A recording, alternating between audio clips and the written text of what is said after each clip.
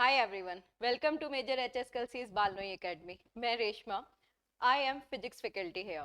तो today we will discuss a very important thing. आज हम लोग डिस्कस करने वाले हैं एक बहुत अच्छे ट्रिक. बहुत सारी चीजें हम लोग लर्न तो कर लेते हैं, बट उनके सीक्वेंस को, उनकी प्रॉपर्टीज को लर्न करने में थोड़ी प्रॉब्लम आ जाती है. तो वो प्रॉब्लम रिजॉल्व करने के लिए आज हम लोग लेकर आए हैं एक ट्रिक. हमारे सब्जेक्ट में बहुत सारे ऐसे टॉपिक्स होते हैं जिनको सीक्वेंस में लर्न करना होता है, और सीक्वेंस में लर्न करने के लिए अगर कोई ट्रिक मिल जाए तो बहुत इजी हो जाता है. तो आज वैसे ही हम लोग डिस्कस करने वाले हैं इलेक्ट्रोमैग्नेटिक वेव्स की सीरीज स्पेक्ट्रम को विद द ट्रिक. तो let's start.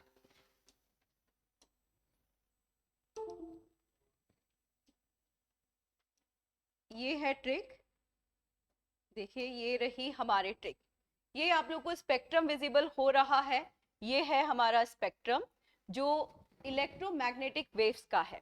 First, what is electromagnetic waves और हम इसको कैसे लर्न कर सकते हैं. इलेक्ट्रोमैग्नेटिक वेव्स नाम से पता चल रहा है ना कि इलेक्ट्रोमैग्नेटिक, दैट्स मीन इनके पास अपनी इलेक्ट्रिक और मैग्नेटिक फील्ड होगी, राइट. अब सोचो किसी वेव के पास इलेक्ट्रिक और मैग्नेटिक फील्ड है तो कितनी पावरफुल होगी वो वेव. और यही नहीं, ये जिस मीडियम में से ट्रेवल करेगी ये उस मीडियम में एनर्जी जनरेट करेगी, यानी एनर्जी को ट्रांसफर करेगी, क्योंकि इसके पास खुद के पास बहुत सारी एनर्जी है. अगर ये इलेक्ट्रिक और मैग्नेटिक फील्ड में जाए तो वहां पर कोई डिफ्लेक्शन नहीं होगा. क्यों नहीं होगा? क्योंकि इसके पास जो इलेक्ट्रिक और मैग्नेटिक फील्ड है are perpendicular to each other, right.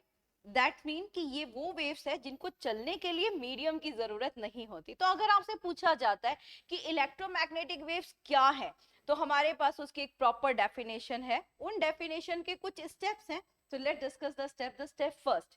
ये वो वेव्स हैं जिनको नो मीडियम रिक्वायर्ड. जिसको भी मीडियम रिक्वायर्ड नहीं होता are always travel along a straight line. और स्ट्रेट लाइन में चलने वाले जितनी भी वेव्स होती है उसको हम बोलते हैं रेडिएशन.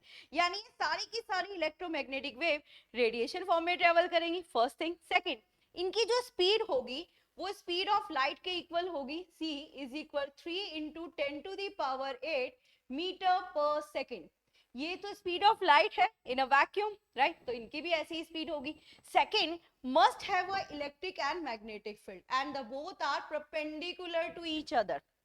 सेकंड क्या होता है, क्योंकि इनकी इलेक्ट्रिक मैग्नेटिक फील्ड परपेंडिकुलर है ईच अदर, तो अगर ये इलेक्ट्रिक या मैग्नेटिक फील्ड में जाएगा तो वहां पर डिफ्लेक्शन शो नहीं करेगा. सेकंड, इनके पास अपनी खुद की बहुत सारी एक्सेलरेशन होती है. एक्सेलरेशन होने की वजह से इनके पास अपनी खुद की एनर्जी है, इनके पास अपना खुद का बहुत सारा मोमेंटम होता है. तो ये तो सारी हो गई हमारी प्रॉपर्टीज की. हाँ, क्या है इलेक्ट्रोमैग्नेटिक वेव्स. अब कितनी है, कौन सी पहले आएगी, कौन सी बाद में आएगी, इनका सीक्वेंस क्या होता है, तो इसको लर्न करने के लिए ये है ट्रिक. ट्रिक है ये आपकी, दिस इज योर ट्रिक. कैसे लर्न करना है देखिए. Rich man in village using X rays goggle. मतलब नॉर्मल गॉगल्स तो सबके पास होते हैं. रिच मैन गांव में गया तो टशन दिखा रहा है कि देखो मेरे पास है एक्सरेज गॉगल्स. लर्न हो गई ट्रिक, इजी थी ना. वापस से रिकॉल करते हैं. Rich man in village using X rays goggle. अब यहां से पिक करना है इसको. जो रिच मैन है उसका आर लेना है, और ये हो गया आपका रेडियो वेव्स. कौन सी होती है रेडियो वेव्स? एब्सोल्युटली. ये देखो यहाँ पर रेडियो का डायग्राम भी बनाया हुआ है. That's mean use in a radio. Radio बोले तो कम्युनिकेशन के लिए, डिस्टेंस कम्युनिकेशन के लिए यूज की जा रही है. नेक्स्ट, एम, मैन का एम लिया. एम क्या हो गया? माइक्रोवेव्स. माइक्रोवेव्स कहाँ यूज करते हैं? माइक्रोवेव्स देखो यहाँ पर माइक्रोवेव बना हुआ है. दैट्स मीन कुकिंग पर्पस के लिए यूज करते हैं. अगर आपसे क्वेश्चन पूछा जाता है why we use a microwave for a cooking purpose, तो क्या रीजन होगा इसका? इसका रीजन ये है कि आपके फूड में जो इंपॉर्टेंट कंपोनेंट्स प्रेजेंट्स होते हैं which are carbohydrates, protein, fat and the water molecules. Microwaves are absorbed by the carbohydrate, protein, fat and the water particles. That's why जैसे ही एब्जॉर्ब करेगी, इसके पास तो बहुत सारी एनर्जी है, ये क्या करेगी? वाइब्रेशन प्रोड्यूस करेगी, और जितना वाइब्रेशन प्रोड्यूस करेगी उतना हीट जनरेट होगा. जितना हीट जनरेट होगा आपका जो फूड है वो कुक हो जाएगा. ठीक है. उसके बाद आते हैं आई. आई से इंफ्रारेड. इंफ्रारेड देखो यहाँ पर इंफ्रारेड भी दिखाया है. This is UV infrared radiation, सुना होगा आपने. चलो और कोई एग्जांपल बताती हूँ. हमारे नाइट विजन ग्लासेस होते हैं ना, तो नाइट विजन ग्लासेस में भी हम यूज करते हैं हमारा इंफ्रारेड, और भी बहुत सारी जगह पे यूज होता है। आप लोगों ने पायरोमीटर सुना होगा, डिवाइस पायरोमीटर सबने सुना है, सुना नहीं तो देखा तो सभी ने है। वो जब लॉकडाउन का पीरियड था, कोरोना का था, तो जब भी हम कहीं एंटर करते थे, किसी शॉपिंग मॉल में, मेट्रो स्टेशन पर, किसी हॉस्पिटल में, कहीं पर भी जो प्लेस होता था, पब्लिक प्लेस जहाँ पर भीड़ होने की संभावना होती थी, वहां पर क्या होता था, वो हमारे एकदम से बॉडी का टेम्परेचर चेक करने के लिए यूज करते थे ना, एक वर्चुअल सी गन टाइप का, that is the pyrometer device. Pyrometer एक वो थर्मोमीटर है जो रेडिएशन से रीडिंग देता है। अदरवाइज जितने भी थर्मोमीटर्स होते हैं ना, वो सब बॉडी के कांटेक्ट में आकर रीडिंग देते हैं। तो पायरोमीटर रेडिएशन दे रहा है। मतलब अगर हम इसको ऐसे बोलें कि भाई सन की रीडिंग लेनी है ना, अब कोई जाकर सन पर थर्मोमीटर चेक तो नहीं करेगा, मतलब हमें एक ऐसा डिवाइस चाहिए था जो रेडिएशन से रीडिंग दे सके। तो रेडिएशन से रीडिंग देने वाले डिवाइस को बोलते हैं पायरोमीटर, और पायरोमीटर भी यूटिलाइज करता है इंफ्रारेड रेडिएशन को। और इंफ्रारेड रेडिएशन से ही क्या होता है, नाइट विजन ग्लासेस भी बनते हैं ना, हमारे रिमोट्स वगैरह में भी इंफ्रारेड रेडिएशन होता है। तो ये इनका आई लिया, this is infrared. Now the next V is your visible raise. अब विजिबल रेज क्या हुई, जिसको आप देख पा रहे हो, आपके यूवी स्पेक्ट्रम में भी विजिबल रेज होती है। विजिबल रेज का खुद का एक स्पेक्ट्रम है, दैट इज विबजियोर। सबने सुना होगा, ये है ना हमारा एक फिक्स स्पेक्ट्रम है यूवी रेज में, दिस इज विबजियोर। और अगर ये सारे कलर्स मिल जाए ना, violet, indigo, blue, green, yellow, orange, red, तो कौन सा कलर बनता है, व्हाइट कलर बनता है ना। ये जो विबजियोर स्पेक्ट्रम है, अगर इस स्पेक्ट्रम को आप ध्यान से देखें तो वॉयलेट की वेवलेंथ सबसे कम होती है और रेड की वेवलेंथ सबसे ज्यादा होती है। अब ये वेवलेंथ से क्या मतलब है, इसे हम कैसे यूटिलाइज करेंगे, तो वेवलेंथ बेसिकली वर्ड होता है the distance travel by wave. For example, आपने यहां से यहां तक की कोई जर्नी करी, तो आप क्या बोलते हो, भाई मैंने ना इतना डिस्टेंस ट्रेवल करा। बट अगर same distance travel by a wave, तो उसको हम बोलते हैं wavelength, which is represented by lambda. कैसे बनता है लैम्डा, उल्टा वाई कर दो, दिस इज कॉल्ड लैम्डा। जिसकी वेवलेंथ ज्यादा होगी वो ज्यादा ट्रेवल करेगा, है ना, बट ये क्या होता है, मीडियम में अपोज करता है। जिसकी वेवलेंथ ज्यादा है वो कम स्प्रेड होगा। यही रीजन होता है कि हमारे डेंजर साइन, हमारे स्टॉप साइन सारे रेड कलर के बनाए जाते हैं, और हमारा जो स्काई है अपीयर्ड ब्लू, वो ब्लू कलर का होता है। क्यों होता है, क्योंकि ब्लू कलर का क्या हुआ, वेवलेंथ कम है इसलिए वो ज्यादा फैल गया, और रेड कलर की वेवलेंथ कम थी, ज्यादा थी, इसलिए हमें दूर से दिखाई दे जाता है। तो होप विजिबल वाला टर्म भी क्लियर हो गया। नाउ यूजिंग का यू, और U is your ultra violet radiation. Ultraviolet radiation तो हम सब जानते हैं ना, that is UV radiation. Okay, सबसे पहला मिथ देखते हैं, यूवी रेडिएशन कितने तरह का होता है ना। अभी देखा हुआ होगा आप लोगों ने सनस्क्रीन लोशन पर, सनस्क्रीन लोशन पे दो फॉर्मूला लिखा हुआ होता है। एक लिखा हुआ होता है सन प्रोटेक्शन फॉर्मूला SPF, उसके नीचे लिखा हुआ होता है यूवी, या हो सकता है उससे ऊपर लिखा हुआ। तो कुछ इस तरह से लिखा हुआ होता है, दिस इज यूवी, और साथ में ए या बी लिखा हुआ होता है। कभी देखना, नोटिस करना, या ए बी एक साथ लिखा हुआ होता है। तो इसका मतलब ये हुआ कि यूवी दो तरह की हो गई, ए बी नहीं, यूवी तीन तरह की होती है, ABC। होता क्या है कि हमारी जो ओजोन लेयर है, जो हमें यूवी रेडिएशन से प्रोटेक्शन कर रही है, वो सी वाली जो रेज है उसको तो कंप्लीट एब्जॉर्ब करके रिफ्लेक्ट बैक कर देती है। बट जो बी वाली है उसको सिर्फ पार्शियल आने दे रही है, और ए वाली को कंप्लीट आने दे रही है। मतलब जो हीटिंग इफेक्ट है वो बी वाले की वजह से, और जो माइक्रो किलिंग, यानी आप लोग बहुत सारी चीजों में इसको यूज करते हो डिसइंफेक्टिंग प्रॉपर्टी की फॉर्म में, तो वो हम यूज करते हैं यूवी ए वाली। बहुत सारी जगह पे हम लोग यूज करते हैं, आप लोगों ने अपने घरों में भी देखा होगा। क्या करते हैं, जब हम लोग सर्दी गर्मी के कपड़ों को निकालते हैं, रखते हैं, तो मम्मा हमेशा धूप लगा कर रखती है ना। क्यों लगाते हैं धूप, क्योंकि धूप के थ्रू यूवी रेडिएशन आ रहा है, और यूवी रेडिएशन क्या है आपका, डिसइंफेक्टिव प्रॉपर्टी करता है। और यही नहीं, हम अपने वाटर में भी, ड्रिंकिंग वाटर में भी, आरओ के साथ होता है ना यूवी। और जो फीटस यानी बर्थ करता है बेबी, बिल्कुल न्यूली बॉर्न जो बेबी होता है, उसको भी यूवी रेडिएशन के कांटेक्ट में लाया जाता है, क्योंकि उसकी बॉडी में भी क्या होते हैं, बहुत सारे बैक्टीरिया होते हैं, तो उनको डिसइंफेक्ट किया जाता है through the UV radiation, right. अब सोचो, बच्चा तो रात को हुआ तो धूप में कहाँ से लाया जाएगा, और धूप में भी अगर होता है तो इतने इस इन्वायरमेंट में जिसमें ऑलरेडी बहुत सारे बैक्टीरिया वायरस हैं, वहां उसको नहीं लाया जाएगा। तो वहां क्या किया जाता है, एक छोटा सा चैम्बर बना हुआ होता है, बड़े बड़े ना फिलामेंट बल्ब लगे हुए होते हैं, उन बल्ब के नीचे बच्चे को लिटाया जाता है, क्योंकि जो आपके यूवी रेडिएशन है कोई भी आपका फिलामेंट बल्ब है, वो जितनी लाइट प्रोड्यूस कर रहा है उसका 5 से 10% वो यूवी रेडिएशन प्रोड्यूस करेगा। ओके भाई, तो अल्ट्रावायलेट का हो गया। उसके बाद हो गई हमारी एक्सरेज, और एक्सरेज तो हम सब ही जानते हैं ना, कहाँ यूज करते हैं, ये रहा एक्सरेज। इसको हम यूज करते हैं हमारी बॉडी की बोन्स का एक्सरे, यानी बोन्स को देखने के लिए। इसमें मुझे एक बड़ा अच्छा सा क्वेश्चन याद आता है। चलो ये तो ठीक है कि भाई हम एक्सरे को कहाँ कहाँ यूज करते हैं, हम एक्सरे से अपनी बॉडी को एग्जामाइन करते हैं, बोन्स को देख लेते हैं, कहीं माउंटेन्स में क्रैकिंग हो उसको डिटेक्ट कर लेते हैं, और पर्ल कोड प्रेजेंस को डिटेक्ट करने के लिए यूज किया जाता है। लेकिन एक और चीज है, अगर आपसे क्वेश्चन पूछा जाए, सोचो आप अपनी बॉडी को एग्जामाइन करो, लेकिन बॉडी को उसी पार्ट को एग्जामाइन कर पाओगे ना जिसमें बोन है ना। अब वो वाला पार्ट जिसमें बोन ही नहीं है, क्या उसको आप एग्जामाइन कर पाएंगे through the X ray? Okay, example ले लेते हैं, क्या हम स्टमक का एक्सरे ले सकते हैं? तो वी सेड नहीं यार, हम स्टमक का एक्सरे तो ले ही नहीं सकते। क्यों नहीं ले सकते? क्योंकि स्टमक तो पूरा मस्कुलर पार्ट है, उसमें तो कोई बोन है ही नहीं, है ना। अब इसका मतलब ये थोड़ा है ना पहले बोन खाएंगे उसके बाद फिर एक्सरे लेंगे, नहीं। हम क्या करेंगे, हम वहां पर यूज करेंगे कोई एक सॉल्ट, राइट। अब वो सॉल्ट कौन सा होना चाहिए? मोस्टली वो सॉल्ट जो होता है वो बेरियम सॉल्ट होता है।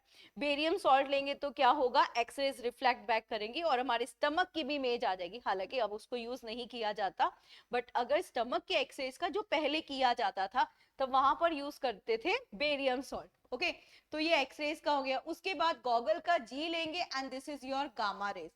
गामा रेज ना बहुत हाई एनर्जी वाली रेज होती है, तो जहां पर भी आपको हाई एनर्जी चाहिए होती है, फॉर एग्जाम्पल हमें कहीं ब्लास्ट करना है, या कोई कोई थेरेपीज है, कोई ऐसी थेरेपीज जिसमें ना बोन को भी पेनिट्रेट करना है, या बोन के ऊपर बहुत कोई सॉलिड सा ट्यूमर प्रेजेंट है, या बॉडी में कहीं ऐसी जगह पर जो बहुत स्ट्रॉन्ग सा ट्यूमर प्रेजेंट है, तो उसको ब्रेक करने के लिए, उसको पेनिट्रेट करने के लिए we use a gamma raise.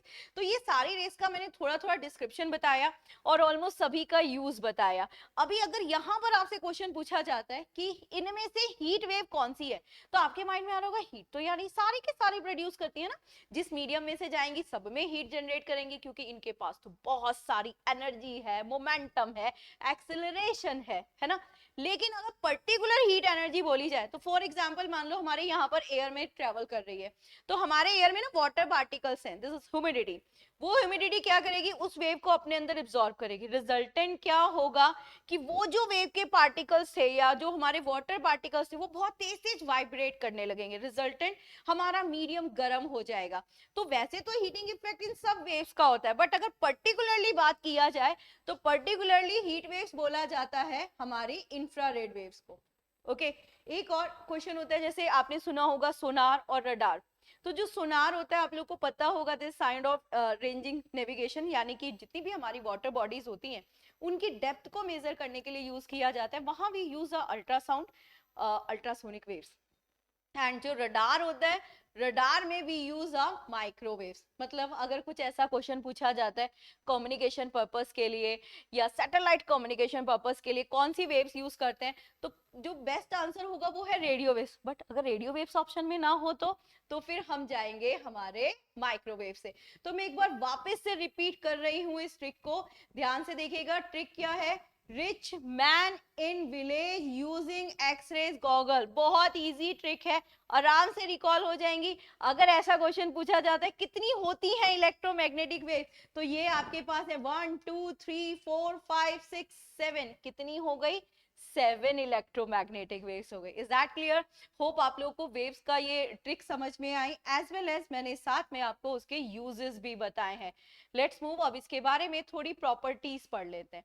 जब भी हम प्रॉपर्टीज के बारे में बात करते हैं तो बेसिकली ये मेन प्रॉपर्टीज है हमारी, जिसमें फ्रीक्वेंसी, एनर्जी और वेवलेंथ आता है। दैट्स मीन हमने स्पेक्ट्रम लिख तो लिया, इसमें किसकी वेवलेंथ ज्यादा है, किसकी एनर्जी ज्यादा है ना, उसके बारे में बात करें। तो मैं यहाँ पर वापस से लिखती हूँ हमारी ट्रिक को, this is rich man in village using X-rays goggle.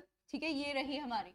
तो बहुत ध्यान से समझिएगा, जब आप यहां से यहां बोले तो लेफ्ट टू राइट की तरफ जाते हैं, दैट्स मीन रेडियो वेव से आप किसकी तरफ जा रहे हैं, गामा रेस की तरफ, ये गामा है, ओके, गामा रेस की तरफ जा रहे हैं।